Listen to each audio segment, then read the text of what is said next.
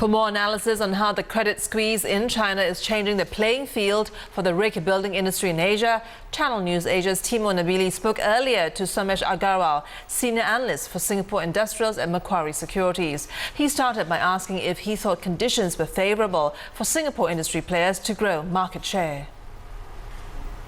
If you look at the last couple of years, we've seen unprecedented amount of rigs being ordered. And all of this is being driven by your high oil prices, which is incentivizing the oil companies to invest more and more in E&P capex. This demand should continue according to our analysis. And the Singaporeans are definitely going to benefit by this, because what these guys have very smartly done is they firmly placed themselves as one of the top 5 rig builders globally. And they've garnered at least 25% market share in the last 2.5 years. But what about the competition from China? I mean, there's a lot of consolidation, it seems, and a lot of struggling among some of the players over there. But in terms of rig building, they're still winning a number of orders.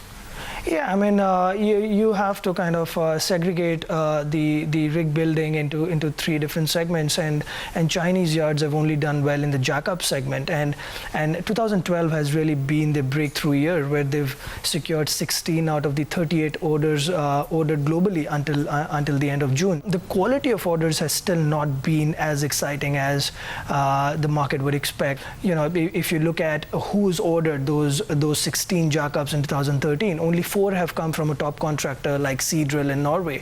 Most of the other orders have come from tier 3 kind of contractors based in Singapore, based in China. So we are not really worried about the immediate competition. We were worried more on the longer term perspective.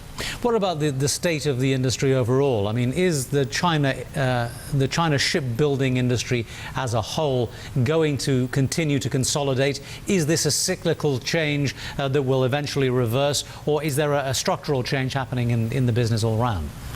The structural change actually happened back in May 2010. The Macondo accident in the Gulf of Mexico. This is when all the oil companies and all the oil operators, they became more careful about the quality of rigs that they started demanding from these yards.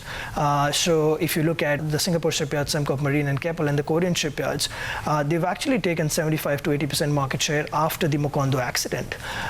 So structurally, actually, the game has become more difficult for the Chinese shipbuilders ever since the Macondo accident in 2010. So has that also given some of the Singapore names a better pricing power? Financing that the Chinese have gotten so easily in China has obviously had an impact on the pricing globally and on the margins that these guys make in Singapore and Korea. The way they've played the game is because the quality buyers haven't really gone to China. They've offered very attractive financing terms. In the rig building world, typically the yard takes 20% upfront and builds through the cycle. What the Chinese have done is they've taken only 1 or 2% upfront and invested the 99% working capital themselves, which has come from the banks. So if this bank financing is pulled back, then there is no way the Chinese can support this kind of rig building through their own balance sheet. And it's going to definitely have a positive impact on the Singapore and Korean shipbuilders. And how do you see that flowing through to the bottom line? We're still waiting for Sembcorp to announce on August. What do you think they're going to announce in this set of numbers, and how do you think it's going to flow through in future months and years?